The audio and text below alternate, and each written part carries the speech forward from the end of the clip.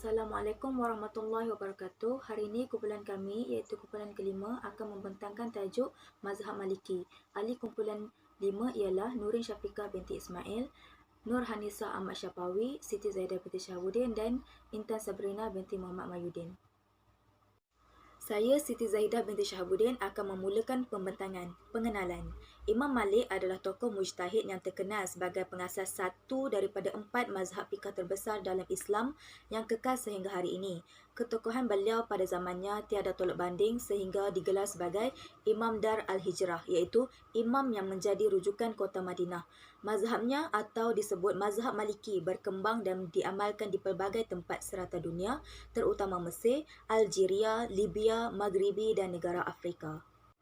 Kitabnya Al-Muwatta' adalah karyanya yang cukup unggul dan menjadi rujukan penting dalam bidang hadis. Kitab tersebut juga merupakan kitab hadis pertama yang disusun di Madinah dan antara sebilangan kecil kitab hadis kurun kedua hijrah yang sampai kepada kita hari ini. Al-Muwatta' bererti yang dibentangkan secara tersusun atau yang disepakati kerana setelah siap, Imam Malik menunjukkannya kepada 70 ulama Madinah dan mereka semua sepakat mengiktirafnya.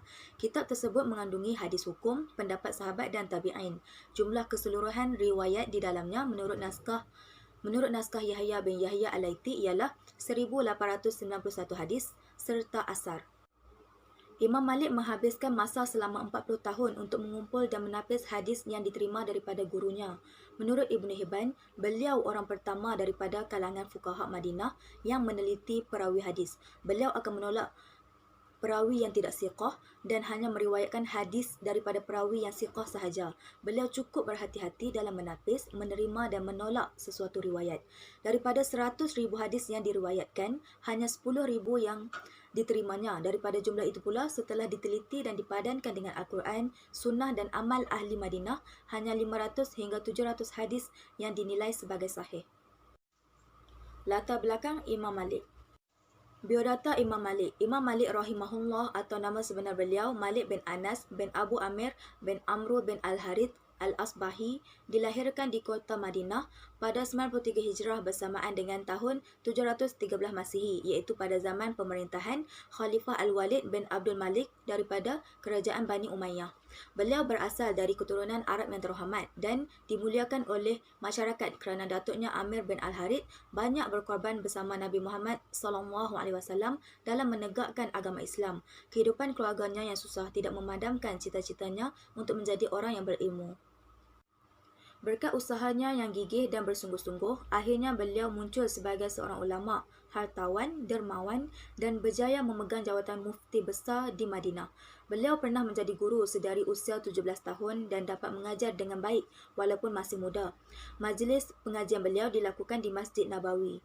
Beliau yang juga dikenali sebagai pengasas Mazhab Maliki telah meninggal dunia pada 11 Rabiul Awal 179 Hijrah bersamaan 798 Masihi ketika berusia 86 tahun pada zaman pemerintahan Khalifah Harun al-Rashid dan dikebumikan di Baqi', dan beliau juga meninggalkan 3 orang putera dan seorang puteri. Mazhab Maliki berkembang di beberapa tempat di dunia seperti Maghribi, Algeria, Libya, Iraq dan Palestin.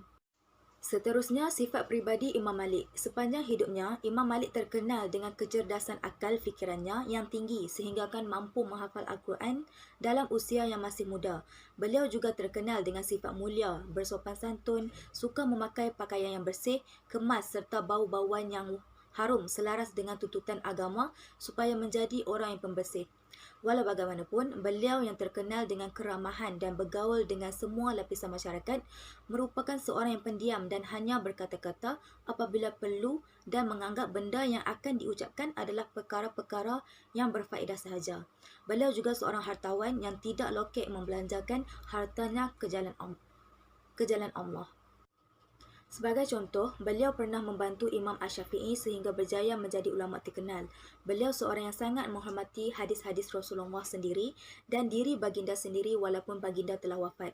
Beliau dikatakan tidak pernah menunggang sebarang jenis kenderaan di Madinah sebagai tanda menghormati jasad baginda yang tertanam di dalam kubur.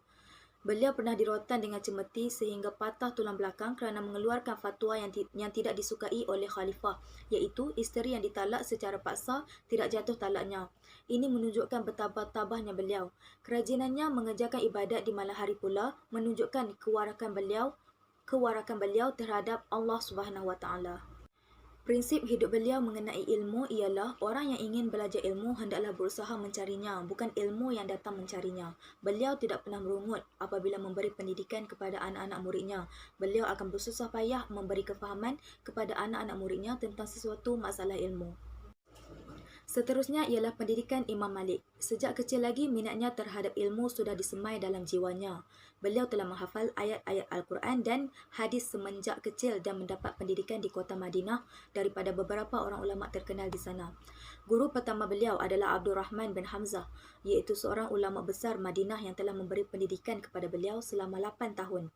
Akibat dari kecerdasan akalnya yang luar biasa, beliau pernah menghafal 29 buah hadis daripada 30 buah hadis yang dibacakan oleh gurunya dalam satu hari sahaja. Beliau pernah belajar daripada 900 orang guru dari kalangan tabi'in dan tabi'at tabi'in. Imam Malik banyak menimba ilmu pengetahuan di kota Madinah yang pada masa itu menjadi pusat pengajian ilmu, khususnya ilmu agama. Kemudian kita pergi kepada anak murid Imam Malik. Imam Malik mempunyai ramai anak murid yang terdiri daripada para ulama. Direkodkan bahawa beliau memiliki lebih dari 1,000 orang alim terkenal yang menjadi murid beliau. Antaranya Muhammad bin Nuskim al-Ahuri, Rabi'ah bin Abdul Rahman, Yahya bin Zaid al-Ansari, Muhammad bin Anjal, Salim bin Abi Umayyah, Muhammad bin Abdul Rahman bin Abi Ziyab, Abdul Malik bin Jurayh, Muhammad bin Ishaq dan Sulaiman bin Mahram al-Amasi. Imam Malik juga mempunyai anak murid yang datang dari Mesir, Afrika Utara dan Sepanyol. Antara yang terkenal ialah Abu Abdullah Abdul Rahman bin Qasim, meninggal di Mesir pada tahun 191 Hijrah. Beliau belajar ilmu fiqh dengan Imam Malik selama 20 tahun sehingga menjadi seorang mujtahid mutlak. Yang kedua ialah Abu Muhammad Abdullah bin Wahab bin Muslim, dilahirkan pada tahun 125 Hijrah dan meninggal pada 197 Hijrah. Beliau mempelajari mazhab Malik selama 20 tahun. Kemudian beliau mengembangkannya di Mesir. Beliau juga merupakan seorang ahli hadis yang dipercayai serta mendapat julukan Diwan Ilmu. Yang ketiga ialah Ashhab bin Abdul Aziz Al-Qaisi. Beliau dilahirkan pada tahun 150 Hijrah dan meninggal pada tahun 204 Hijrah. Beliau mempelajari banyak ilmu bersama Imam Malik dan Al-Laits bin Sa'ad. Seterusnya yang keempat ialah Abu Muhammad Abdullah bin Abdul Hakam. Beliau meninggal pada tahun 214 Hijrah. Beliau seorang yang sangat alim dalam pendapat dan fatwa mazhab Malik. Yang kelima ialah Asbagh Ibnul Farj Al-Umawi. Beliau meninggal pada tahun 225 Hijrah. Seterusnya ialah Muhammad bin Abdullah Ibnu Hakam. Beliau meninggal pada tahun 268 Hijrah. Dan yang terakhir ialah Muhammad bin Ibrahim Al-Askandari bin Ziyad. Beliau meninggal pada tahun 269 Hijrah. Sekian itu saja daripada saya. Saya serahkan kepada pembentang yang seterusnya. Seterusnya saya Nurhanisa binti Ahmad Syafawi akan menyambung bab seterusnya iaitu dasar mazhab Imam Malik.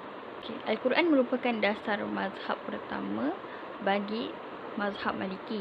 Imam Malik sebagai pengasas mazhab Maliki, beliau menetapkan hukum Islam dengan melakukan istinbat daripada Al-Quran dengan mengambil hukum berdasarkan zahir nas Al-Quran, mafhum al-mukhalafah dan mafhum al-aula dengan memperhatikan ilatnya. Yang kedua, As-Sunnah. Imam Malik mengikutinya dengan cara yang beliau lakukan dalam berpegang pada Al-Quran.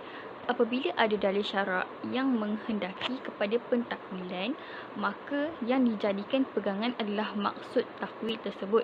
Tetapi jika ada pertentangan antara makna zahir Al-Quran dengan makna yang terkandung dalam As-Sunnah, maka yang dipegang adalah makna zahir Al-Quran. Namun, jika makna yang dikandung oleh As-Sunnah Al-Mutawattirah dan Al-Masyurah dikuatkan dengan ijma' Ahli Madinah, maka beliau mengutamakan makna yang terkandung dalam As-Sunnah daripada Al-Quran. Namun demikian, Imam Malik berpendapat bahawa terdapat 3 kedudukan As-Sunnah terhadap Al-Quran, iaitu mentakrir hukum Al-Quran, menerangkan apa yang dikehendaki Al-Quran, mentakwid kemutlakannya serta menjelaskan menjelaskan kemujmalannya dan sunnah yang dapat mendatangkan hukum baru yang tidak disebut dalam Al-Quran. 3. Ijma' Al-Madinah. Ijma' Al-Madinah ini terdapat beberapa peringkat, iaitu kesepakatan Al-Madinah yang asalnya adalah Al-Naqli. Seterusnya, amalan Ahli Madinah sebelum terbunuhnya Uthman bin Affan.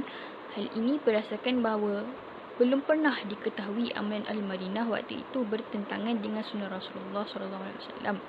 Amalan Ahli Madinah dijadikan pentarjih atas dua dalil yang saling bertentangan. Bahaya sekali amalan Ahli Madinah ini setelah masa keutamaan yang menyaksikan amalan Nabi SAW. Yang keempat, qaul atau fatwa sahabat. Qaul sahabat menurut mazhab Maliki ialah sahabat yang mempunyai ilmu pengetahuan yang banyak terhadap sesuatu masalah berdasarkan an-naql. Menurut Imam Malik, para sahabat tidak akan memberi fatwa kecuali atas dasar apa yang difahami daripada Rasulullah SAW. Namun demikian, beliau mensyaratkan bahawa fatwa sahabat tersebut tidak boleh bertentangan dengan hadis marfu' yang dapat diamalkan daripada fatwa sahabat. Yang demikian ini lebih didahulukan daripada qiyas, dan ada kalanya Imam Malik menggunakan fatwa tabi'in besar sebagai pegangan dalam menentukan hukum. Yang kelima, khabar ahad dan qiyas. Imam Malik tidak menganggap khabar ahad sebagai sesuatu dari Rasulullah SAW. Beliau melihat jika khabar ahad itu bercanggah dengan sesuatu yang telah diketahui oleh penduduk Madinah, walaupun ia hanyalah dalil dari hasil istinbat, kecuali khabar ahad yang dikuatkan oleh dalil qat'i lain. Imam Malik tidak konsisten dalam penggunaan khabar ahad kerana ada kalanya beliau lebih mengutamakan qiyas khabar ahad. Jika khabar ahad tidak popular dalam kalangan penduduk Madinah, maka khabar ahad tidak dianggap daripada Rasulullah SAW. Oleh itu, khabar ahad tidak dijadikan sebuah hukum, tetapi menggunakan qiyas dan maslahah. Seterusnya istishab. Istishab merupakan ketetapan sesuatu hukum untuk masa kini atau akan datang berdasarkan atas ketentuan hukum yang sudah ada pada masa dahulu. Sesuatu yang telah diyakini adanya kemudian timbul keraguan atas hilangnya yang telah diyakini adanya tersebut, maka hukumnya tetap seperti hukum pertama, itu tetap ada, begitu juga sebaliknya. Sebagai contoh, seseorang yang telah yakin sudah berwuduk, kemudian datang keraguan apakah wuduknya batal atau tidak, maka hukumnya adalah batal wuduknya. Yang ketujuh, saldu zara'i. Saldu zara'i ialah mencegah sesuatu perkara yang boleh membawa ke arah kerosakan dan bahaya. Sebagai contoh, melihat aurat ajnabi diharamkan. Ia perlu dicegah kerana perbuatan tersebut membuka laluan ke arah zina. Menghalang perkara harus yang boleh membawa kepada perkara haram, iaitu sesuatu perkara yang tidak dilarang di dalamnya, tetapi ia dikhawatiri akan menjurus kepada sesuatu yang tertegah jika dilakukan. Maka maksud sadur zara'i yang kita boleh fahami dari konsep dalil perundangan mencegah atau menyekat jalan yang membawa kepada kerosakan. Perbuatan-perbuatan yang membawa kepada berlakunya kerosakan sama ada ianya haram dari segi zatnya. Seterusnya, al-istihsan. Menurut Imam Malik, istihsan bermaksud beramal dengan dalil yang lebih kuat di antara dua dalil. Menurut Al-Faqih Al-Halwani Al-Hanafi, istihsan ialah meninggalkan qiyas kerana dalil yang lebih kuat daripada Al-Quran, As-Sunnah atau Ijma'. Imam Al-Sarkhsi Al-Hanafi telah menyenaraikan beberapa definisi lain, antaranya meninggalkan qiyas dan mengamalkan hukum-hukum yang lebih mudah dan mudah bagi manusia. Dengan kata lain, istihsan boleh dipanggil meninggalkan hukum yang keras dan mengamalkan hukum yang ringan kerana maslahah, dan pendekatan ini merupakan salah satu dalil syarak dan menepati firman Allah Subhanahu Wa Taala yang bermaksud Allah Subhanahu Wa Taala mahu memberikan kemudahan kepada kalian dan Dia tidak mahu memberikan kesusahan kepada kalian. Dalam konteks fiqh dan syariat, istihsan sebenarnya merupakan usaha untuk mencapai objektif syariah iaitu mencapai maslahah dan mengelakkan mafsadah. Jenis-jenis istihsan.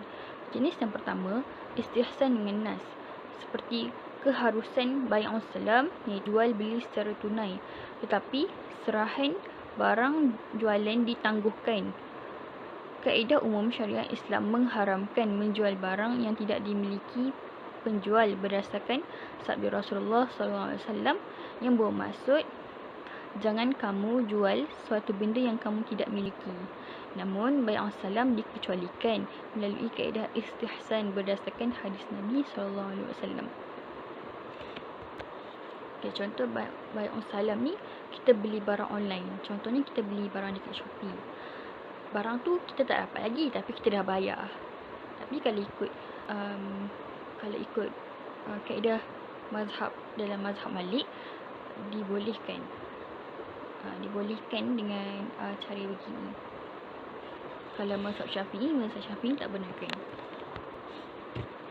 Jenis kedua, istihsan dengan ijma', antaranya keharusan akad istisna'i, iaitu akad tempahan daripada pembeli dan penjual menanggung modal sepenuhnya di mana kaedah umum syarak melarang jual beli barang yang belum wujud, namun ijma' ulama' menetapkan jual beli seumpama itu diharuskan berdasarkan istihsan. Jenis ketiga, istihsan dengan qiyas khafi. Contohnya, hukum sucinya bekas minuman yang diminum oleh burung helang berdasarkan qiyas khafi. Walaupun pada asalnya menurut qiyas jali, ia diqiyaskan dengan sisa binatang buas lain seperti harimau dan serigala kerana daging kesemua binatang tersebut haram dimakan. Hal ini demikian kerana sisa burung helang minum menggunakan paruh, dan paruhnya dihukum suci kerana tidak bercampur dengan air liurnya. Jenis keempat, istihsan dengan uruf. Contohnya, hukum keharusan mengenakan bayaran tertentu untuk bilik mandi awam tanpa mengahadkan kadar tertentu, isi padu air yang boleh digunakan, serta tempoh penggunaan bilik air tersebut. Dalil qiyas menetapkan suatu akad mestilah berlaku pada perkara yang diketahui dan ditentukan. Namun, dalil istihsan mengharuskannya kerana uruf manusia pada sepanjang zaman menerima akad seumpama ini. Dan jenis yang kelima, istihsan dengan maslahah atau keperluan, di mana hukum asalnya ialah haram seorang lelaki melihat kepada wanita bukan mahram.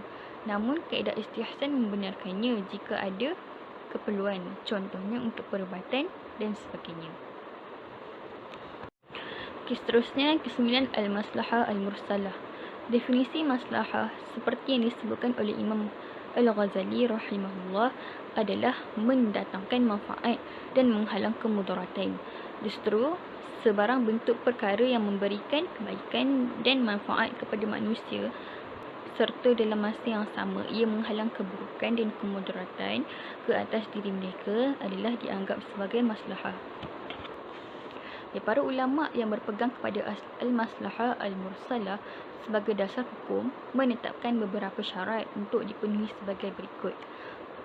Yang pertama, maslahah itu harus benar-benar merupakan maslahah menurut penelitian yang saksama. Yang kedua, maslahah itu harus benar-benar merupakan maslahah yang bersifat umum, bukan sekadar maslahah yang hanya berlaku untuk orang-orang tertentu. Yang ketiga, maslahah itu harus benar-benar merupakan maslahah yang bersifat umum dan tidak bertentangan dengan ketentuan nas atau ijma'.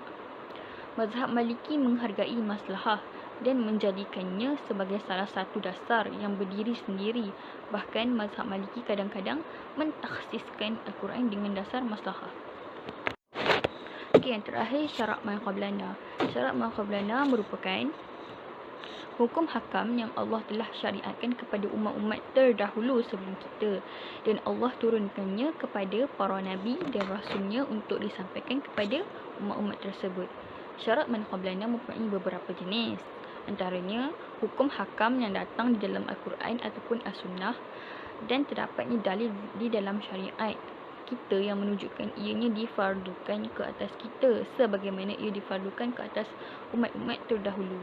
Maka jenis yang pertama ini dianggap sebagai syarat buat kita. Yang kedua, hukum hakam yang dikisahkan oleh Allah di dalam Al-Quran ataupun dijelaskan oleh Rasulullah SAW di dalam sunnahnya, dan terdapatnya dalil di dalam syariat kita yang menunjukkan ianya telah dimansuhkan untuk kitanya, itu ia hanya khusus untuk umat terdahulu. Maka jenis yang kedua ini tidak ada khilaf bahawa ini tidak disyariatkan untuk kita. Yang ketiga, hukum hakam yang tidak disebutkan di dalam Al-Quran dan juga sunnah, maka ini juga tidak menjadi syariat buat kita tanpa khilaf. Yang keempat, hukum hakam yang datang di dalam Al-Quran dan juga As-Sunnah, akan tetapi konteks ayat tidak menunjukkan ianya masih kekal hukumnya atau sudah tiada dalam syariat kita. Maka jenis ini terdapat khilaf di sisi para ulama terhadapnya. Golongan Hanafiyah mengambil kira ia sebagai sebahagian dari syariat kita, manakala majoriti fuqaha lain tidak menganggapnya sebagai syariat buat kita. Sekian daripada saya. Seterusnya akan disambung oleh pembentang lain. Pengaruh mazhab Maliki.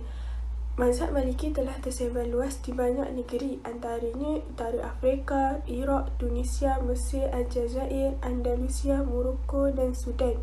Walaupun mazhab Maliki ini telah tersebar luas di banyak negeri, namun negeri yang paling maju dalam mengamalkan mazhab Maliki adalah Mesir dan Andalusia, iaitu Sepanyol pada masa kini. Perkembangan mazhab Maliki di Mesir.